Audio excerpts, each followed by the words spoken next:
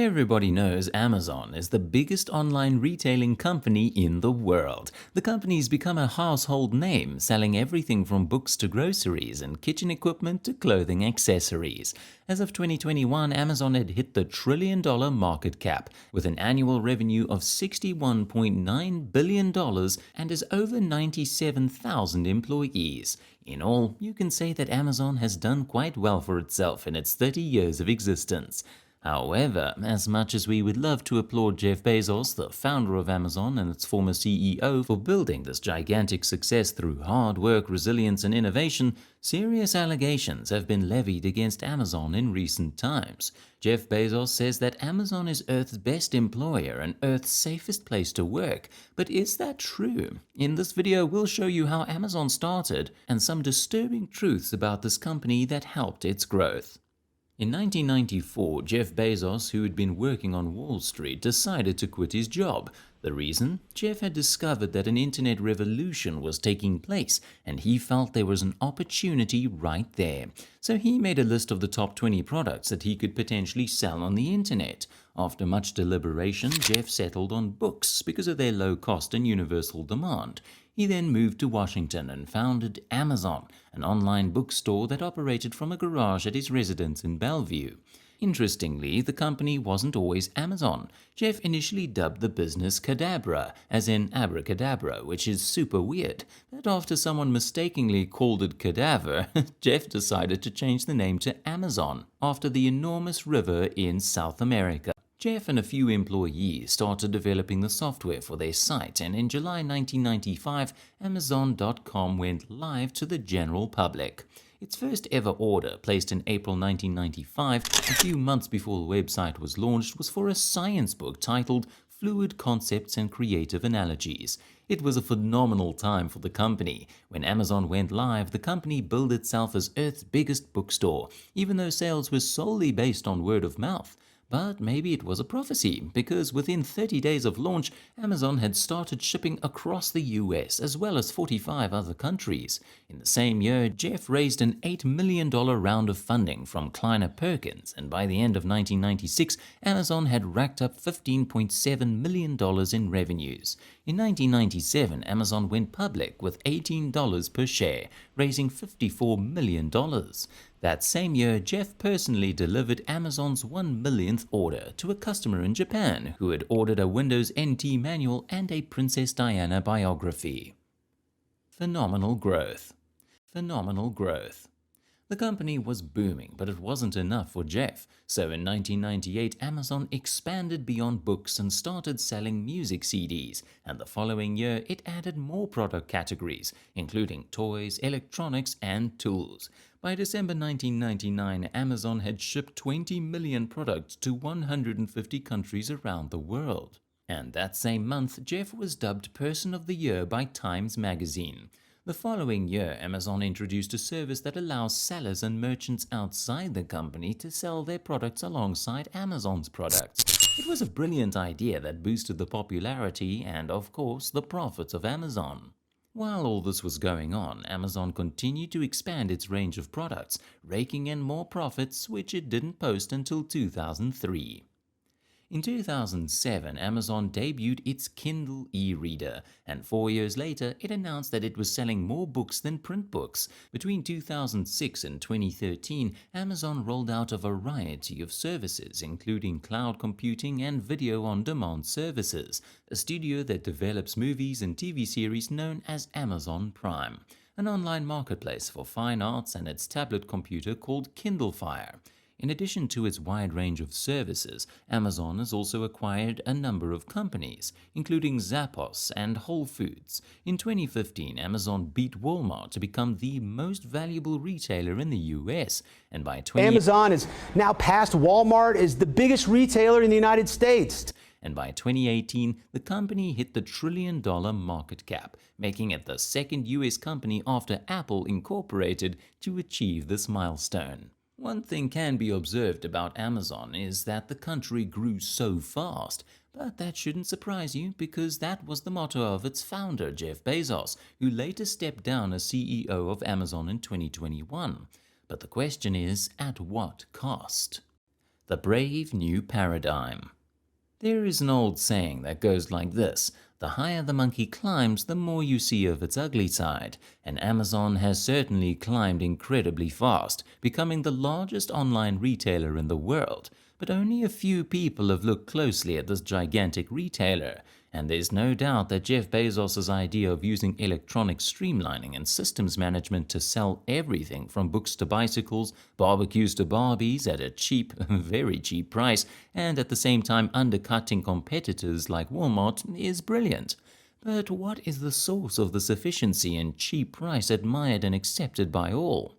Did Amazon achieve this by being a virtual store, saving the costs of building, staffing, and maintaining brick-and-mortar outlets? Or is Amazon doing it the old-fashioned way, which means squeezing the life out of its workers and suppliers, crushing its competitors with monopolistic muscle, and manipulating national and state laws? It would have been nice to say it's the former, but the truth is it's the latter, and the brain behind it is none other than Jeff Bezos, the founder of Amazon. Inside the Beast. Jeff was once called Person of the Year, but now that award has changed to the World's Worst Boss, a title given to him by the International Trade Union Confederation. He's been described by higher-ups in Amazon as a cold, controlling, and often vengeful boss with little empathy for the people who work for him. Even as far back as the 1980s, when Jeff worked on Wall Street, he was perceived as lacking the human touch, and it's this personality that has contributed to the growth of Amazon. To fully understand, we must look beyond Amazon's comfortable headquarters and observe what goes on in its warehouses, or fulfillment centers as they're called, where more than 97,000 employees work. There's only one word for working in these warehouses: hellish. Take the job of a picker, for example. In each warehouse, there are hundreds of them scrambling through a maze of shelves to pick products. The work is physically demanding because pickers are expected to speed walk an average of 12 miles every day to pick products and place them on the right track of the 7 miles of conveyor belts running through the facility. They do this with the help of a handheld computer. But the problem is the computer doesn't just tell them where to go, but also gives an allotted time it would take to get the product to its rightful place. So if the computer feels it would take you 5 minutes to get the product to its rightful position, you better speed walk as fast as you can, or even jog so you can get there within that time. Because if you don't, that's a big problem. You see, every picker has a target for each day, and Amazon has a point system that rates everybody's performance. If you score a few demerits, you get cancelled, and if you score more, you lose your job. Everything is also timed, monitored, and scored from beginning to end. And get this, lunch is just 29 minutes and 59 seconds, a fact workers are constantly reminded of again and again by the ever-present time monitors. And if they're not back to working 1 second after the allotted time for lunch breaks, they earn penalty points. Imagine working in this kind of environment for $10 to $12 an hour, an amount most of the workers don't even make because Amazon's warehouse employees are contingent hires, meaning they're temporary, seasonal, part-time laborers subject to the employer's whim. When sales are down, workers are let go, and when sales perk up, the managers demand you do a 12-hour shift with no notice. You must do it or be fired. And the big one is technically these workers don't work directly for Amazon. They're hired by temp agencies with Orwellian names like Amalgamated Giant Shipping that do Amazon's dirty work. What this means is that it gives Amazon plausible deniability about workers' treatment. It also means workers have no labor rights because technically they are independent contractors. So no healthcare, no vacation time, no scheduled raises, no promotion track, and of course no union. The question is, why are these workers putting up with this kind of treatment and work environment? It's simple. They need to take care of rent, food, and clothing. Jeff Bezos understands that millions of people are stuck in jobless depression with no way out, and so they have no choice but to take any job, even one as hellish as Amazon's. The truth is, Amazon has capitalized on this mass desperation, thriving on it to become the online giant it is today. The truth is, this truth is a big part of the magic behind its super cheap prices and super efficient delivery system. So, if you somehow remove this factor, Amazon would probably not be the giant it is today. No one knows when World War III will happen, or if it's ever going to happen. Hopefully it doesn't. But one thing is sure, artificial intelligence and robotics will be the king that will determine who will emerge as the winner, and so countries of the world are investing billions of dollars in robotics and AI warfare. From the United States to Japan, China, and even Russia, the greatest rival to the United States. So what kind of robots do you think Russia is building? In this video, we'll show you some of the warfare robots that Russian engineers have built and unleashed on the world. This is Fedor, a humanoid robot that is frankly one of Russia's most astounding creations. Work on the robot began in 2014 and was presented to the public 2 years later in 2016. And according to the presentation, Fedor has two main tasks: rescue people in extreme conditions such as collapsed buildings and help during space explorations. It was also revealed that Fedor can operate autonomously or can be controlled by an operator using a specialized control suit. Fantastic, right? Well, despite how amazing Fedor was recently sanctioned because it was discovered that in addition to rescuing people and exploring space, Fedor has a hidden talent. It could shoot with both hands. Yeah, pretty shocking, but also sneaky of those engineers, because there's no way they didn't know. Anyway, as soon as it was discovered, foreign companies suspended the supply of crucial components like gears, sensors, engines, cameras, and computers. However, that hasn't stopped Fedor's creators. Instead of waiting for supply from those companies, they've decided to source for the components from local sources, ensuring that Fedor's advancement is not hindered. There's no doubt that the next time Fedor is unveiled to the world, we'll discover multiple hidden talents. Robot dog. The United States military is not the only one that has developed a robot dog. Russia also has one, and it's armed with a grenade launcher. The robot dog was developed by the Russian company Intellect Machine and unveiled at the 2022 Russia's annual Army International Arms Exposition, where it was shown walking, lying, and spinning in a demonstration.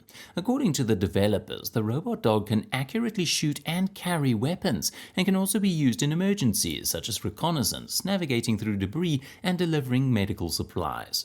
However, at the time it was revealed, the shape and location of its optical sensors kind of matched that of a Chinese robot dog called the Unryushu technology dog. This resemblance sparked accusations that the Russian robot dog is simply a copycat of its Chinese counterpart. Until today, no one except the developers, of course, can tell whether or not the Russian robot dog is a copycat. And the fact that the robotic dog was disguised in a black cloth coverall, with only the top of its optical sensors peeking through, doesn't exactly help its case. Avatar robot. Within the next decade, Russia plans to create an avatar robot that will replace soldiers on the battlefield. According to the developers, the robot can either be designed in an anthropomorphic form, which means it would resemble a human, or a non-anthropomorphic form, which significantly differs from a human. It's envisioned that the robot would possess functional capabilities comparable to humans, meaning that it can independently interact with human infrastructure effectively. This infrastructure includes traversing through terrains, providing first aid, and driving a car. Development of the robot has already begun, and in 2015 the human-like avatar robot was demonstrated to President Vladimir Putin, where it rode a quad bike around a vehicle test track and also made 5 good shots on a target, but an operator controlled it. In 2016 it was revealed that the robot was learning how to drive a car. Currently there's not much information about this avatar robot, but we look forward to seeing it whenever it's unveiled.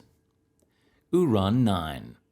Uran 9 is a Russian ground-based drone that holds a very prominent position among the world's most powerful ground-based drones. At a size of about 4.5 meters long and 2 meters wide, weighing in at 10 tons, the Uran 9 packs a punch with its arsenal. Sporting a 30mm automatic cannon paired with a 7.62mm machine gun, it's certainly ready for combat. But that's not all. It also boasts launchers housing 49 M120 Ataka anti-tank missiles, with the flexibility to swap them out for eager anti-aircraft missiles, enhancing its air defense capabilities. Currently, there's no unmanned combat vehicle in the West that matches the firepower of the Uran 9, which already participated in live combat operations in Syria. Although specific details about its application in the Syria conflict were not revealed, the developers confirmed that Uran 9 proved its worth in a combat environment, and its success has bridged the gap between Russia and other countries actively developing combat drones. Soratnik. Soratnik, also called Comrade in Arms, is an unmanned ground vehicle created by the Kalashnikov Group for reconnaissance, fire support, patrols, and protection of areas and important facilities, as well as mine clearance and obstacle clearing. Weighing less than 7 tons with a speed of 40 kilometers per hour, this robot vehicle can be operated in 3 control modes, which are manual, automatic, and direct control. In terms of weapons, 4 types of weapons can be installed on Soratnik, including a 12.7mm and 7.62mm machine gun, a 30mm AG-17A grenade launcher, and a new 40mm automatic grenade launcher. According to reports, Soratnik has been tested in near-combat conditions in Syria. More recently, Russia has tested it as a platform for human-machine collaboration on the battlefield. Nereta. Designed by the Dektyarov plant together with the Foundation for Advanced Studies of the Russian Federation, Nereta is an armed unmanned ground vehicle that was created as a universal transport system that can be used to transport troops and conduct combat operations and reconnaissance for artillery systems. Depending on the equipment deployed, the robot can patrol the terrain, conduct reconnaissance, detect the enemy's artillery locations, and evacuate the wounded. This robot has 3 distinct payloads: weapon, transport, and artillery reconnaissance. The weapon station comes in a variety of configurations and can be fitted with a 12.7mm cord machine gun or a 7.62mm Kalashnikov machine gun, as well as an AG-30mm automatic grenade launcher. Bertha was first demonstrated in 2016, followed by testing of the product by the Russian Army in 2017. It's most likely that Nereta will be a part of Russian airborne shortly because of its compact size. Marker. After the Uran-9, the Marker robot is one of the most popular and impressive unmanned ground robot vehicles, developed by Androidnaya Technica, a robotics company based in Russia. It was created to distinguish things using artificial intelligence technologies and can be used to perform autonomous patrols and specialized security routes for ground-based space infrastructure facilities, as well as identify and intercept security perimeter violators. Markers can detect a variety of invaders, including illegal personnel, unmanned aerial vehicles, and motor vehicles. It defends against incoming hostile UAVs with electronic pulses and suicide drones. It can also interrupt and neutralize drone signals by radio-electrical jamming. During trials, it was discovered that Marker, outfitted with both a rifle system and a grenade launcher, demonstrated faster response times to emergent threats, superior target recognition, and more precise targeting than a human operator. The Okhotnik. No doubt Russia has lagged behind its peers when it comes to unmanned combat aerial vehicles. However, one of the most impressive UCAVs it made in recent times is the Okhotnik, also called Hunter, a stealth combat drone that recent news reveals is almost near completion. The drone is being developed by Sukhoi and the Russian aircraft corporation MiG as part of a 6th-generation aircraft project. According to the developers, the drone is designed to perform strike and reconnaissance missions. It features a flying wing shape, a jet engine, and a payload of up to 6 tons, making it one of the largest and heaviest drones in the world. This remarkable stealth drone can not only fly up to 1,000 kilometers per hour, but can also reach altitudes of up to 18,000 meters, maneuvering and evading enemy radars and their defenses. The Okhotnik can also carry a variety of weapons, including bombs, missiles, and electronic warfare devices, depending on the mission. This should definitely be regarded as a threat to NATO. These Russian robots are a testament to the fact that, unlike what most people think, Russia is not so far behind when it comes to military robots. So hopefully World War III never happens, because if it does, it will certainly be more bloody than the previous World War. The sky-high world of America's future skyline, where towering giants pierce the clouds and redefine cityscapes. We're talking about super tall skyscrapers, the marvels of modern architecture that are reshaping the landscapes of cities across the Americas. But hold on a sec. Why the rush for these colossal structures when office spaces are still echoing with emptiness post-COVID? Let's unravel this mystery as we take a peek at 10 of the most jaw-dropping new super talls on the horizon. First stop, Seattle, where the skyline is about to get a serious makeover with the 4C Tower. This behemoth, also known as 4th and Columbia, has been in the works since 2015. when developers snagged a plot of land for a cool $48 million. Originally planned to soar a dizzying 102 stories into the heavens, the project faced some turbulence, leading to a series of redesigns, from potential air traffic disruptions to pandemic-inspired mid-air parks. The journey of the 4C has been nothing short of a roller coaster. Fast forward to 2022, and the Seattle Tower, as it's now called, has settled on a design by Skidmore, Owings & Merrill. Standing tall at 310 meters with 91 stories, it's shaping up to be a skyline stunner. While construction hasn't kicked off yet, one thing's for sure, those views from the top are going to be worth the wait. But wait, the super tall fever isn't confined to the Pacific Northwest. Down in Texas, Austin is gearing up for its own sky-high spectacle with the Waterline. Set to claim the title of Austin's tallest upon completion in 2026, this architectural marvel by Cone Peterson Fox will tower at 311 meters, just edging out the competition by a hair's breadth. Get ready to tilt your head back and marvel at the sight as the Waterline dominates the Texas skyline. And these are just the tip of the skyscraper iceberg, folks. From New York to Los Angeles, cities across the Americas are reaching for the stars with their ambitious architectural endeavors. So why the mad dash for the sky? It's not just about height, it's about making a statement, pushing boundaries, and redefining what's possible. In a world where remote work is on the rise and urban landscapes are evolving, these skyscrapers aren't just buildings. They're symbols of resilience, innovation, and the human spirit's unyielding quest for progress. So next time you find yourself gazing up at the towering giants that punctuate our city skylines, remember, the sky's the limit, but our ambition knows no bounds. Let's head down to the Lone Star State, where the city of Austin is about to get a serious dose of sky-high splendor with the Waterline. This architectural marvel has been a hot topic since rumors and renderings started swirling back in 2020. And let me tell you, the hype is real.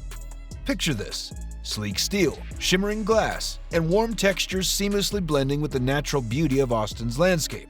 Floor-to-ceiling windows offer breathtaking views, while sculptural columns pay homage to the city's unique tree species. But here's the kicker. Beyond its stunning design, the Waterline is all about community. With a pledge of $1 million towards the Waterloo Greenway project, this tower isn't just a building. It's a symbol of giving back to the city it calls home. And let's not forget those panoramic views of the Colorado River from its staggering height of 311 meters. Construction is well underway, with the tower's core already rising from its spot near Waller Creek, Austin. Get ready to reach for the sky. Designed by the brilliant minds at Seeger Suarez Architects and Carlos Ott, this hotel isn't just defying gravity, it's rewriting the rules of Miami's skyline. But building tall in Miami isn't a walk in the park. With water lurking nearby and strong sea winds to contend with, construction here is no joke. But fear not, because the developers have pulled out all of the stops. Using a special technique called deep soil mixing, they're ensuring a sturdy foundation that can withstand anything Mother Nature throws its way. With a completion date set for 2026 or 2027, the Waldorf Astoria Miami is set to redefine luxury living in the Sunshine State. The rise of these giants, it's an intriguing phenomenon, considering the real estate market for office skyscrapers is still grappling with the aftermath of the COVID-19 pandemic. Add to that the spike in interest rates between 2022 and 2023, and you've got a recipe for some cautious investors. But here's the twist. Top-tier skyscrapers seem to be holding their own. Reports from real estate developers suggest that modern luxurious skyscrapers are still in high demand and selling like hotcakes. And that's exactly what we're diving into today. But it's not just about economics. It's about making a statement. Super tall skyscrapers are more than just buildings. They're symbols of progress, power, and prosperity. They elevate cities to a whole new level, attracting big business, investments, and even tourism. So it's no surprise that cities are clamoring to join the elite club of skyline stunners. Case in point, Monterrey, Mexico, home to the awe-inspiring Torre Rise skyscraper. Nestled in a city bustling with growth and economic prowess, this skyscraper is set to become South America's tallest if it reaches its dizzying height of 475 meters by 2026. With a breathtaking spire that seems to touch the heavens, the Rise promises unparalleled views of Monterrey from its sky-high deck. And with a sleek, uniform design and every amenity imaginable, it's shaping up to be a true masterpiece of modern architecture. Keep your eyes peeled for updates on this mesmerizing project. We'll be following its progress every step of the way. But not all skyscrapers are born out of necessity. Take JP Morgan's environmentally friendly Colossus at 270 Park Avenue in New York, for example. This towering behemoth isn't just about fighting overcrowding. It's about making a statement. And boy, is it making one. Construction on this green marvel continues to astound passers-by, showcasing the intersection of innovation and sustainability in the heart of the Big Apple. What's driving the rise of these sky-high wonders? Despite challenges in the real estate market and a surge in interest rates, it seems that top-tier skyscrapers are still standing tall. Why, you ask? Well, besides being economic powerhouses, they're symbols of progress, innovation, and prosperity. They elevate cities to new heights, both literally and metaphorically, and attract big business, investments, and even tourism. Take, for example, the environmentally conscious marvel rising in the heart of New York City. This eco-friendly colossus is setting new standards for sustainability, with zero carbon emissions and futuristic technology that prioritizes health and well-being. From improved air quality to circadian lighting, this skyscraper is paving the way for a greener future. And let's not forget its commitment to recycling and reuse, with 97% of waste from its predecessor repurposed for its construction. It's a true testament to New York's green policies and a shining example of what's possible when innovation meets sustainability. And just down the street, another iconic skyscraper is taking shape, the Commodore Project. Designed to harmonize with the historic Grand Central Terminal, this towering masterpiece has sparked quite the debate. While some praise its modern design and potential for revitalizing the area, others worry it may overshadow its iconic neighbor and alter the skyline of Midtown Manhattan. But love it or hate it, one thing's for sure, the Commodore is here to stay, and once completed, it will leave an indelible mark on the iconic Manhattan skyline. But our journey doesn't stop there. Let's head north to the vibrant city of Toronto, where the skyline is about to undergo a major transformation. From the sleek modern lines of the Pinnacle One Yonge Towers to the avant-garde design of the Forma Towers masterminded by the legendary Frank Gehry, Toronto is redefining what it means to reach for the sky. With each tower boasting unique features and amenities, they're not just buildings, they're communities in the making, fostering connections and bringing people together. But it's not all smooth sailing in the world of skyscrapers. Take the one in Toronto, for example. While its ambition knows no bounds, financial troubles have cast a shadow over its future. From lawsuits to debt defaults, the road to completion has been anything but easy. But despite the setbacks, developers remain committed to seeing their vision through. And with a little perseverance, the one may yet become a reality. We've got the Forma Towers, the brainchild of legendary architect Frank Gehry himself. These stunning super talls located in the heart of Toronto are set to become iconic symbols of the city's evolution into a world-class metropolis. With their sleek design and innovative use of light, the Forma Towers aren't just buildings, they're works of art. And while their journey to fruition hasn't been without its twists and turns, one thing's for sure. When these beauties are completed in 2028, they'll be a sight to behold. But Toronto isn't the only city getting a sky-high makeover. Over in Chicago, the Tribune East Tower is set to soar to new heights at 421 North Michigan Avenue. With its sleek glass facade and gold-colored vertical fins, this super tall is a stunning addition to the Windy City's iconic skyline. And while rumors of its demise have circulated, recent optimism suggests that construction may finally kick off in February 2024. Will it ever reach completion? Only time will tell. Now, let's talk about the bigger picture. A new generation of super talls is emerging across the Americas, each one pushing the boundaries of architecture and design. But what do you think? Would you want one of these towering giants in your city? Thanks for watching. I hope you enjoyed the video. Please like, subscribe, and share your thoughts in the comments.